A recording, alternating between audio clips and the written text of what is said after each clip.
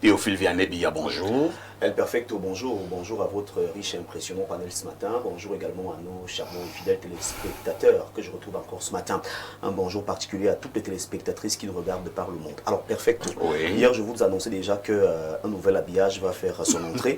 Et donc, dans cet habillage, je vous vois placé quelque part là, du côté de l'immeuble, juste à côté là. Où ça? C'est vrai que ceux qui nous regardent ne peuvent pas vous voir, mais moi je vous aperçois là, dans votre véhicule. Parmi les véhicules là, il y a votre... Moi, vous êtes sérieux? Oui, j'essaie de reconnaître votre véhicule. De toutes les façons, lorsque vous voyez TVB dans le cadre de cette émission, sachez que nous devons déjà faire un tour du côté des kiosques. TVB, que disent les journaux?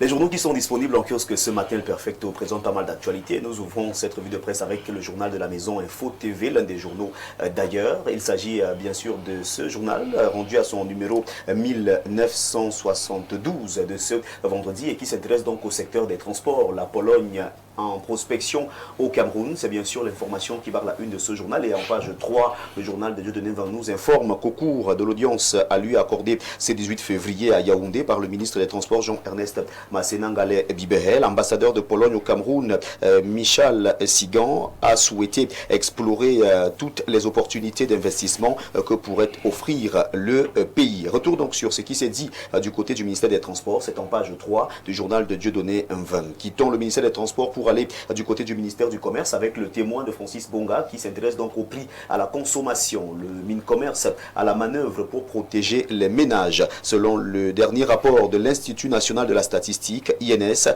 les prix à la consommation finale des ménages reculent de 0,7% en janvier 2026, prolongeant la tendance baissière amorcée en fin 2025. Les statistiques sont donc présentées en page 2 du journal Le Témoin. Lui, Paul Motazeux s'est exprimé et le journal Le Jour d'Aman Mana a capté cette réaction du ministre des Finances ce matin. Le journal Le Jour titre donc en une, lui, Paul Motazeux, il n'est pas normal que l'État signe des contrats, mais à la fin, les paiements traînent. Cette réaction est à retrouver dans ce journal, ainsi que l'intégralité de cette interview. C'est bien sûr le journal d'Aman Mana qui revient donc sur cette réaction du ministre des Finances ce matin. On parle des installations électriques avec mutation de Georges Alain Boyomo qui était donc aux côtés du ministre de l'eau et de l'énergie lorsqu'il effectuait sa descente il y a quelques jours. Et ce journal s'intéresse à ces installations électriques ce matin. Ces actes qui disjonctent des faits de vandalisme et de vol d'équipements se multiplient sur les réseaux et néo, mettant en danger des vies humaines et perturbant la fourniture de l'électricité.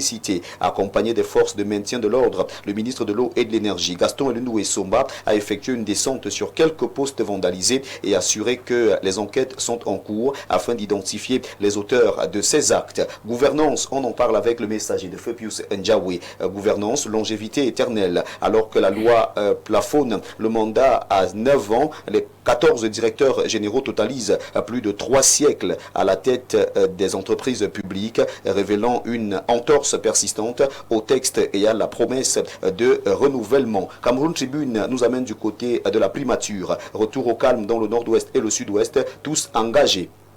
Reçu en audience hier par le Premier ministre chef du gouvernement, Chief Dr Joseph Dion Goutier, Monseigneur Andrew Mkeya, archevêque de Bamenda, Samuel Fonki, ancien modérateur de la Presbyterian Church of Cameroon et un groupe de conducteurs de moto-taxi ont réaffirmé leur détermination à travailler pour la normalisation dans ces régions en crise. Le journal que gère Marie-Claire Nana s'intéresse donc à cette actualité ce matin et nous la présente en page 2. Logo Nechari, on en parle avec l'œil du Sahel de Gibaï Gatama. L'armée neutralise 5 terroristes de Boko Haram à Bargaram. Les statistiques sont présentées ce matin en page 3. La riposte qui est en kiosque s'intéresse au logement et urbanisme. Lui, Roger Manga, le métronome du chantier stratégique Masumbu Diwam. Face à la crise du logement qui pèse sur les citoyens dans la ville de Douala, le projet Masumbu Diwam trace une nouvelle voie, d'après ce que nous dit le journal de Maxime Yamben, qui nous permet de refermer cette revue de presse acte 2 sur Info TV ce vendredi matin. Mesdames, messieurs, de votre aimable attention, infiniment merci.